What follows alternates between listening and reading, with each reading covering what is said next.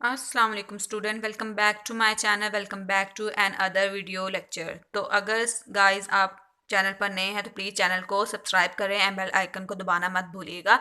Thumbnail से आपको पता चल गया होगा कि आज हम लोग क्या पढ़ने वाले हैं। आज हम लोग पढ़ने वाले हैं हाइब्रिडाइजेशन पार्ट 4 यानी कि sp2 hybridisation.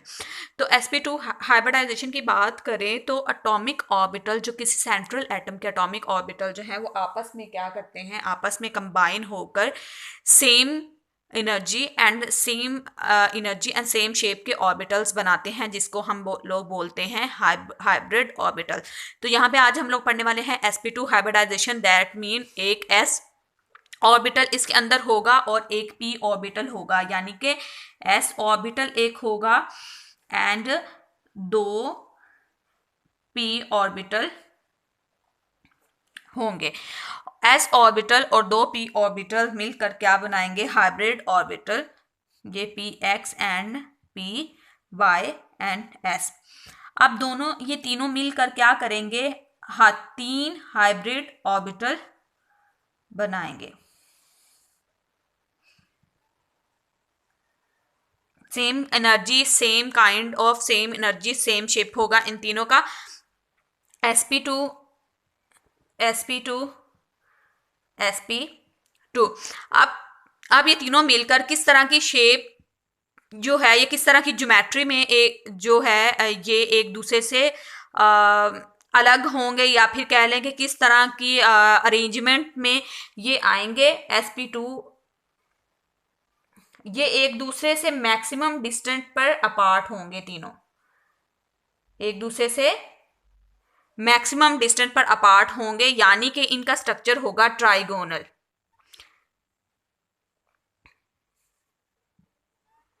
Trigonal trigonal try angular planar.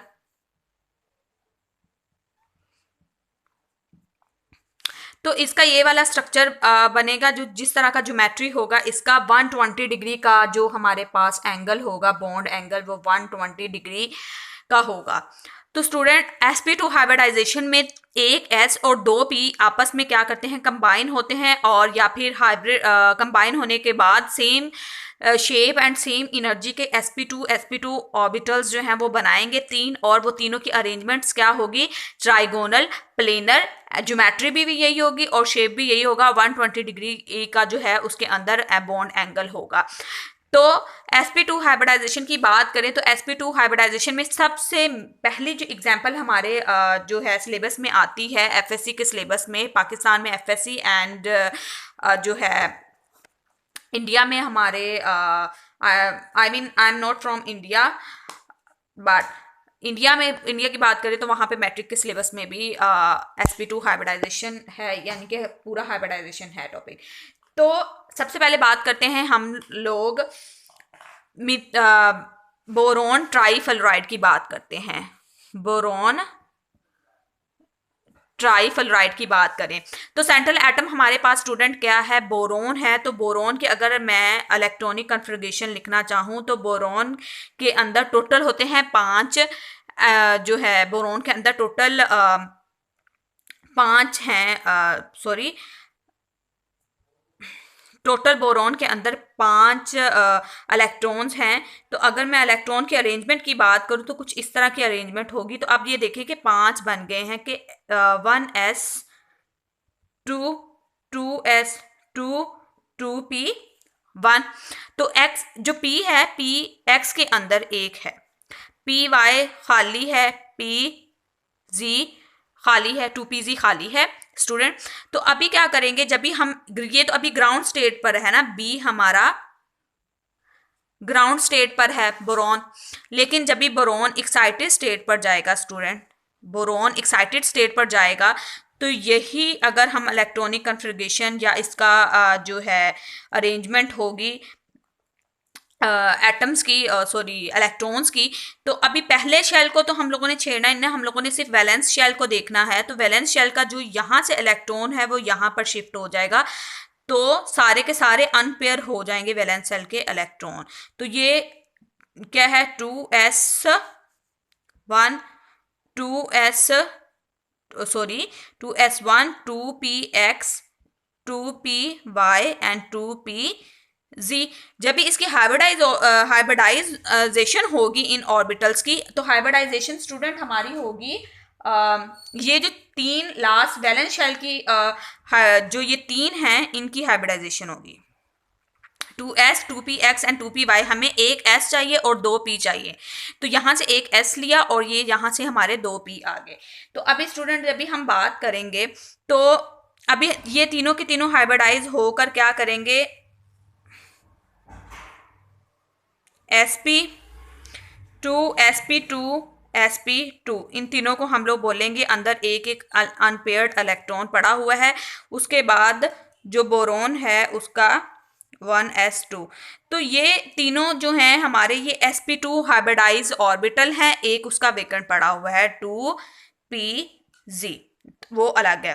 तो अब ये तीनों जो हाइब्रिडाइज ऑर्बिटल हैं ये क्या करेंगे, ये जो हैं अरेंजमेंट इनकी कैसी होगी। अब स्टूडेंट देखते हैं कि अब ये तीन जो है बी के जो तीन ऑर्बिटल्स, तीन sp2 है ना इसके अंदर, तो तीनों के जब भी हम मैक्सिमम डिस्टेंस पर अबार्ट करेंगे इन तीनों को, तो हमारा कुछ स्ट्रक्चर जो है स्टूडेंट वो इस तरह का बनेगा, लाइक 1 2 एंड 3। तो ये भी sp2 हाइब्रिडाइज है, ये भी sp2 हाइब्रिडाइज है एंड ये भी sp2 हाइब्रिडाइज है। तो ये बोरोन का एटम है, तो बोरोन का जो एटम है तो 120 डिग्री का हमारा जो है बॉन्ड एंगल होगा। तो अभी क्या होगा कि एक एक फ्लोरीन जो है इसके साथ हर sp2 ऑर्बिटल के साथ एक एक जो है हमारा फ्लोरीन आके अटैच होता जाएगा, क्योंकि फ्लोरीन का भी जो है लास्ट शेल में जो है उसको एक इलेक्ट्रॉन की जरूरत है, वो इसके साथ आकर शेयर करना शुरू कर देगा। तो यहाँ पे ये फ्लोरीन एंड ये फ्लोरीन, अभी जो शेप होगा वो भी ट्राई एंगुलर प्लेनर होगा,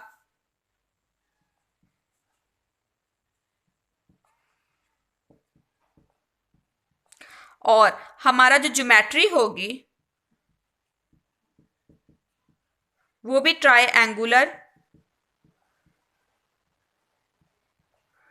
प्लेनर होगी। अच्छा, उसके बाद अगर हम देखें कि जो है ज्योमेट्री है वो भी ट्रायंगुलर प्लेनर ही होगी। अच्छा, उसके बाद हम लोग देखते हैं इसके अंदर जो है बॉन्ड एंगल की बात करें तो बॉन्ड एंगल स्टूडेंट आपको पता है 120 का रहेगा, because there is a no lone pair. तो लोन पेयर नहीं है तो कोई lone pair bond pair repulsion भी नहीं है, लोन पेयर रिपल्शन भी नहीं है, तो 120 डिग्री से नीचे भी नहीं जाएगा, ऊपर नहीं, एग्जैक्ट 120 डिग्री का होगा BF3 के अंदर हमारे। तो अच्छा, उसके बाद अगर हम बात करें मीथेन की, सॉरी इथीन की,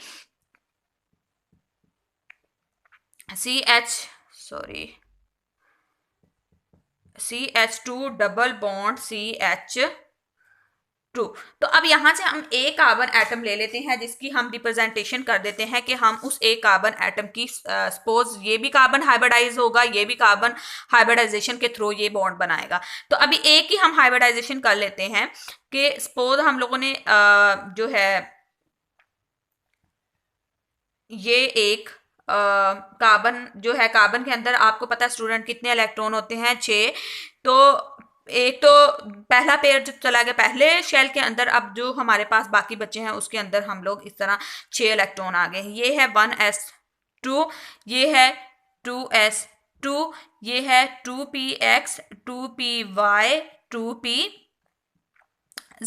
तो अब इसकी बात करें स्टूडेंट हम, तो अभी जो कार्बन एटम है इस केस के अंदर, तो स्टूडेंट जो कार्बन एटम है इस केस के अंदर अभी यहाँ पे ग्राउंड स्टेट पर था, यहाँ पर एक्साइटेड स्टेट, सेम स्टोरी जो sp3 में हमने ये पढ़ी थी वही यहाँ पे भी अप्लाई करनी है कि यहाँ से एक इलेक्ट्रॉन यहाँ पर शिफ्ट कर जाएगा 2pz के अंदर, तो सब में एक एक इलेक्ट्रॉन आ जाएगा, अनपेयर हो जाएगा। ठीक है, तो ये 1s2, ये 2s2, 2px, 2py and 2pz। तो अभी ये सबके अंदर तो इलेक्ट्रॉन है स्टूडेंट, लेकिन अभी जब भी हाइब्रिडाइज होंगे तो हमें कितने चाहिए, एक s और 2p चाहिए। तो ये s और ये s और ये तीन जो है वो हाइब्रिडाइज होंगे, ये वैसे का वैसे रहेगा, तो ये तीन हाइब्रिडाइज होकर ये भी sp2, ये भी sp2, ये भी sp2, यहाँ पे 2pz जो है वो अलग से पड़ा रहेगा, उसके अंदर एक इलेक्ट्रॉन होगा, और उसके बाद यहाँ पर हमारा जो है स्टूडेंट 1s2 वो वैसे का वैसे रहेगा। तो ये sp2 हाइब्रिडाइज होंगे और यही बॉन्डिंग के अंदर जो है पार्टिसिपेट करेंगे। अभी हाइब्रिडाइजेशन की बात करें तो स्टूडेंट याद रखना है कि हाइब्रिडाइज ऑर्बिटल हमेशा जो है, हमेशा याद रखना है कि आपने कि वो सिग्मा बॉन्ड बनाएंगे, कभी भी पाई बॉन्ड हाइब्रिडाइज ऑर्बिटल्स नहीं बनाएंगे। हाइब्रिडाइज ऑर्बिटल कभी भी जो है पाई बॉन्ड नहीं बनाएंगे, ऑलवेज सिग्मा बॉन्डिंग करेंगे, ऑलवेज ये क्या करेंगे, सिग्मा बॉन्डिंग करेंगे, कभी भी पाई बॉन्ड नहीं बनाएंगे। तो अभी बात करें तो अब हमारे पास दो कार्बन एटम थे, अभी इस कार्बन का अरेंजमेंट करें तो अब कार्बन का वही सेम हम लोग बात करें तो एक यहाँ पे, एक यहाँ पे और एक यहाँ पे, तो ये तीनों के तीनों क्या हुए, कार्बन के हैं, 120 डिग्री का एंगल है। तो अभी ये कार्बन है तो ये कार्बन एक हाइड्रोजन के साथ अटैच हुआ, दूसरे भी हाइड्रोजन के साथ अटैच हुआ। अब दूसरे कार्बन की बात करें तो हम उसका कलर चेंज करके बनाते हैं ताकि प्रॉब्लम ना हो। तो अभी यहाँ पे एक और कार्बन एटम है, उसका भी कुछ यूं ही सिलसिला है, ठीक है। कार्बन है वो भी हाइब्रिडाइज है 120 डिग्री का, उसके अंदर भी है, उसके साथ भी दो हाइड्रोजन एटम अटैच्ड है, और यहां पे उसने क्या बना लिया है, अपना एक सिग्मा बॉन्ड बना लिया है कार्बन का कार्बन के साथ। तो ये sp2 हाइब्रिडाइज ऑर्बिटल है, ये वाला भी sp2 sp2 sp2। अभी क्या होता है कि अभी जो दूसरा ऑर्बिटल 2pz ऑर्बिटल है, 2pz ऑर्बिटल है यहां पर होगा और इसका यहां पर होगा। अभी ये जो 2p ऑर्बिटल है स्टूडेंट, ये क्या करेगा, अब ये जो है पाई बॉन्डिंग के थ्रू एक दूसरे के साथ अटैच होंगे, पाई बॉन्डिंग के थ्रू ये आपस में 2pz जो है, ये 2pz एंड 2pz आपस में पाई बॉन्ड बना लेंगे, आपस में पाई बॉन्ड बना लेंगे। तो इस तरह क्या होगा कि एक सिग्मा बॉन्ड बनेगा और एक पाई बॉन्ड बनेगा। तो मैंने ऊपर और नीचे पाई इसलिए लिखा है कि ये पाई जो है आपको पता है सेंटर लाइन जो होती है, लाइन ऑफ बॉन्डिंग से थोड़ा सा ऊपर और थोड़ा सा नीचे इनका जो इलेक्ट्रॉनिक क्लाउड होता है वो वहां पर होता है, तो इसलिए मैंने दो पाई लिखे हैं, लेकिन अगर आपकी तसल्ली के लिए हम इसको एक पाई लिखेंगे। तो कुछ इस तरह का स्ट्रक्चर जो है वो हमारा बनेगा, जो है इथीन का, इथीन एक डबल बॉन्ड बनेगा। तो कुछ इथीन का इस तरह का स्ट्रक्चर बनेगा। अगर हम वही शेप की बात करें एंड हम बात करें उसकी क्या कहते हैं ज्योमेट्री की, तो वो वही सेम रहेगी, ट्रायंगुलर ही रहेगी, ट्रायंगुलर प्लेनर ही रहेगी, 120 डिग्री का एंगल ही रहेगा। तो जो एंगल है वो भी सेम रहेगा 120 डिग्री का। एंड उसके बाद अगर हम बात करें ज्योमेट्री एंड शेप की, तो ज्योमेट्री और शेप भी हमारा सेम रहेगा इसके अंदर। Thank you so much. अगर वीडियो अच्छा लगा है तो वीडियो को लाइक करें, चैनल को सब्सक्राइब करें और प्लीज़ प्लीज़ प्लीज़ जितना हो सके सपोर्ट करें। Thank you so much, thank you so much. अल्लाह हाफिज़। Please please please. और मैं आपको एक ट्रिक भी बताने वाली हूँ कि हम किसी भी चीज़ का हाइब्रिडाइजेशन किस तरह फाइंड आउट कर सकते हैं कि उसमें कौन सा हाइब्रिडाइजेशन जो है वो हो सकता है, और उसके बाद हम इन सारी थ्योरीज से रिलेटेड कुछ क्वेश्चन भी करेंगे। Thank you so much. अल्लाह हाफिज़। वीडियो को लाइक करें, चैनल को सब्सक्राइब करें and keep support me. Thank you.